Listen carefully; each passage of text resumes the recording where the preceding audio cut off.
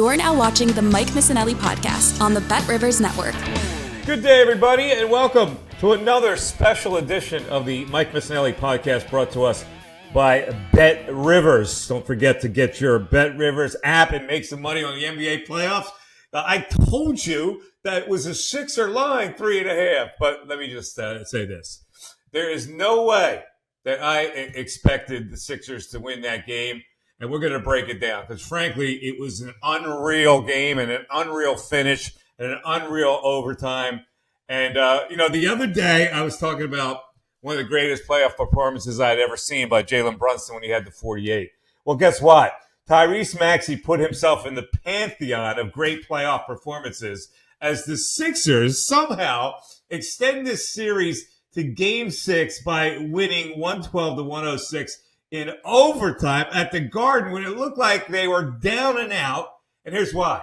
Because the Knicks had a 6-point lead in the final 28 seconds of the game and wound up blowing it. So, listen, you got to give the Sixers a lot of credit for hanging in there and playing to the hilt. But the Knicks, you wonder what this is going to do to the Knicks' psyche. And I'll get to that in a second.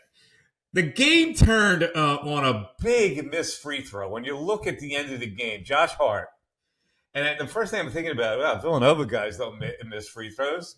Villanova guys are always conditioned to make all the free throws. That's why they're the best free throw shooting team in the country. But Josh Hart went back to his Josh Hart I can't shoot days, and he opens the door. Frankly, he makes a free throw. The Sixers cannot win. So now it's Maxey. Let's Tracy. Let's look at what he did in the end. He gets a 4-point play on a dump. They're down by 6, what's his name? I now forget his name. Mitchell Robinson, foolishly goes after the shooter. Maxey makes the three, gets fouled, and makes a 4-point play. So now they're down 2. So the Sixers still, they have to challenge. They have to get the ball back somehow, and they foul Josh Hart. And he makes 1 of 2, thereby leaving the door open. And so then Maxey comes down, and the dynamic of this, when you have a heady player like Maxey, this is the brilliant part of Maxey.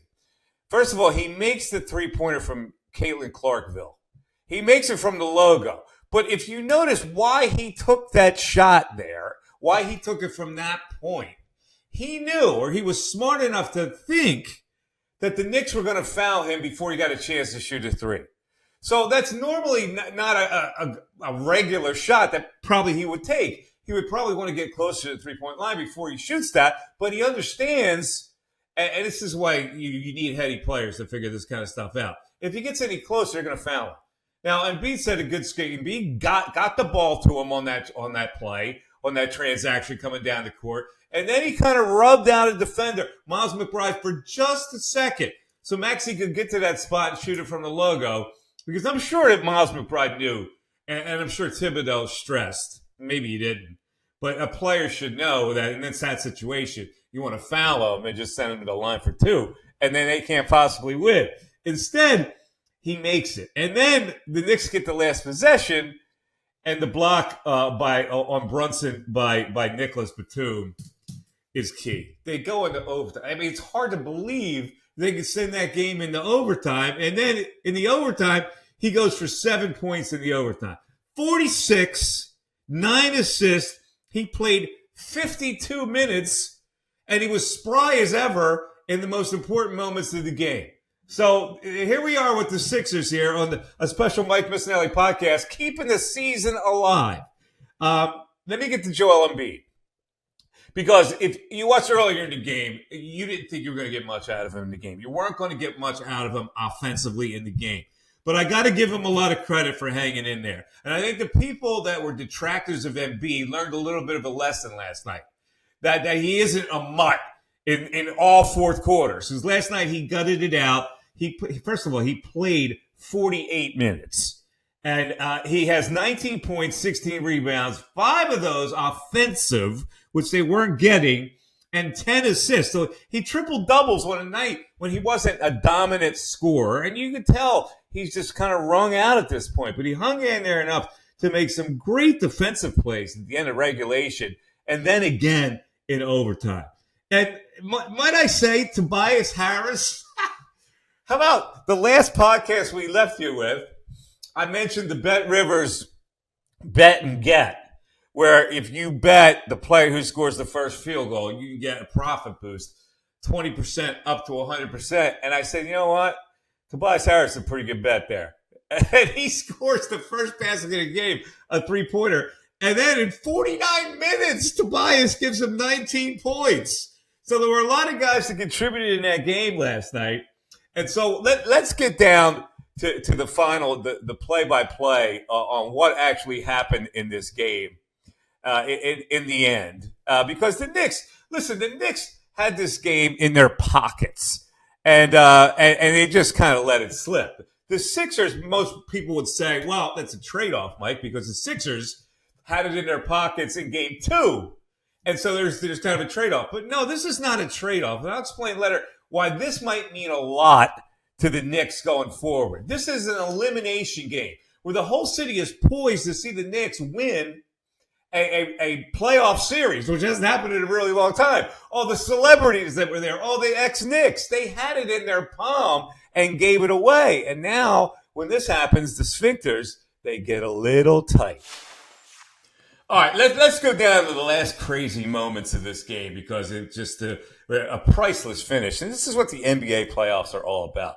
You never know, really. When it looks like a team's got it locked up, there's always hope because you inbound the ball at half court. You got the 3-point shot that can bring you back into the game. All right, let's pick it up here now. With the Knicks are up 94-88 with 59 seconds left after OG Anunoby makes his second free throw. Missed the first, makes the second. So they're up 6 with 59.2 left. Kelly Oubre driving layup that they kind of let him go there off a Maxey pass. So it's 94-90. And then Miles McBride with 28.2 seconds left makes a 14-foot medium-range jumper, and that to me was the dagger. I go, okay, well, that's over. 96-90, that was the key bucket. And the Knicks are starting to celebrate. Their fans are starting to celebrate. Sixers call timeout, and here's where Tyrese Maxey makes the 25-footer with Mitchell Robinson coming out on him, fouls him, makes it. It's a 2-point game, but still, you're wondering, how can the Sixers actually win this game? Well, Batum fouls Josh Hart. And the kid couldn't make 2 to lock it up. He makes the second free throw, after missing the first one, and it was woefully short. So the legs, when you're short, it's usually the legs. He makes the one, though, and it's a 3-point game. So now you still need heroics here with the Knicks up 3, 97-94. And there's the Maxey play. He gets over half court. He gets a little rub out from Embiid. And he lets it fly from the logo at Madison Square Garden, a shot that you can't believe he makes. And he swishes it, and I think the Knicks are so discombobulated that I don't know if they had a timeout left, but Brunson takes it down, trying to maybe catch the Sixers off guard defensively, and he gets blocked by Batum.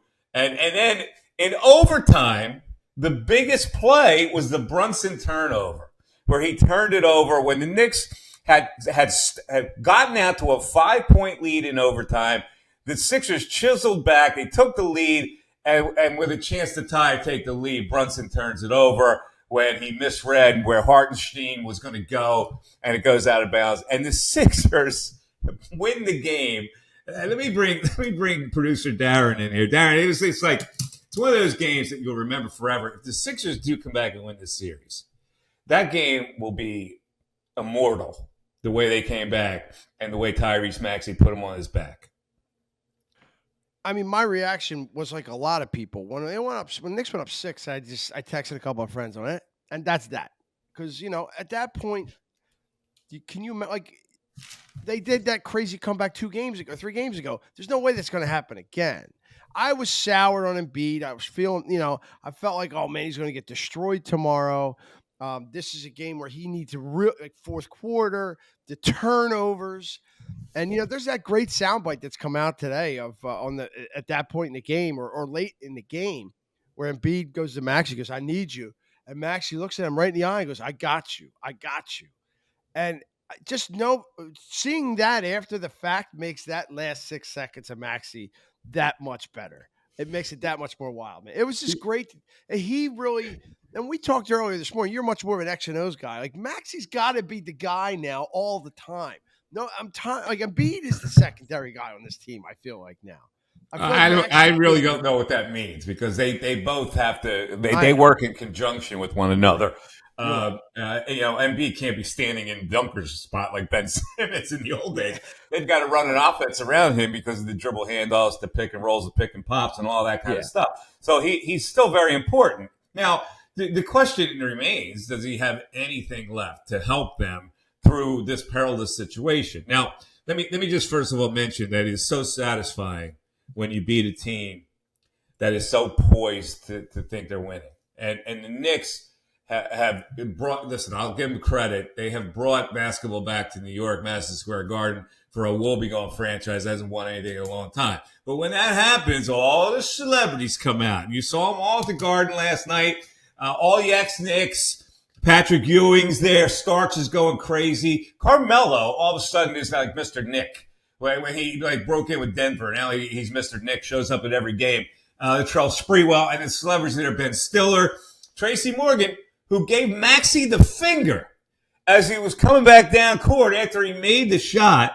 And Ben Stiller was like shocked, looking at him stunned because they were sitting next to each other. Jon Stewart was there. Megan Rapinoe was there. And Julianne Moore, the actress, was there. And they all had the moment snatched from them, which is so satisfying. If you're a Sixer fan, you see that happen to all those celebrities who are crowing now about the Big Apple being the center of the basketball universe again. And they got knocked down last night. All right. I think Jon Stewart wrote today, Mike. I think Jon Stewart wrote today. He goes, all due respect to Maxey, but I'm too old for this shit. Yeah, and he's another one. Jon Stewart grew up in Trenton, for crying out loud. So he like Mr. New York. That's the line of demarcation. You could very easily be a Sixer fan. But what does it all mean? Because we've got to be sensible about this thing. The Sixers would have to win 3 in a row to win this series. Now, in the history of the Sixers franchise, they have never come back to win a series when they've been down 3-1. And I'm talking about teams that were a lot better than this one. So that's how hard it is to come back from 3-1. I'm not saying it can't be done, but the law of averages says it's really hard because the harder you climb in, you have to get to a Game 7, and you have to have enough to win that Game 7. And in the Sixers case, it's going to have to be at Madison Square Garden. So we'll see what I think the Sixers will win Game 6. And so what you have to measure is, as I mentioned before, what are the Knicks beaten down by losing that kind of a game, a circumstance? Now, I would normally say no, because they are a really tough team, and they're coached tough. So they wouldn't be flimsy. Like when I looked at Boston last year, I said, that team could very easily, lose games, and they check out completely. But the Knicks are really tough, and they've got a tough kid who leads them, and they got a guy like Josh Hart who will sell out his mother to win a game. So I don't know if it's the same thing. If the Knicks can actually fold in 3 straight games against this Sixer team. But here's the other thing about the Knicks. They can't score. The Knicks have trouble scoring unless Brunson is initiating everything. They don't have guys, especially now that Dante DiVincenzo has waved bye-bye. He has completely gone the other way as far as being playoff ready. He started out okay, and now he looks kind of lost, like the moment's too big for him. So who else scores on that team? Miles McBride is going to score, but again, Anunoby is not a guy that you looked at that is going to score a lot. Hartenstein is, he's lucky when he scores, basically.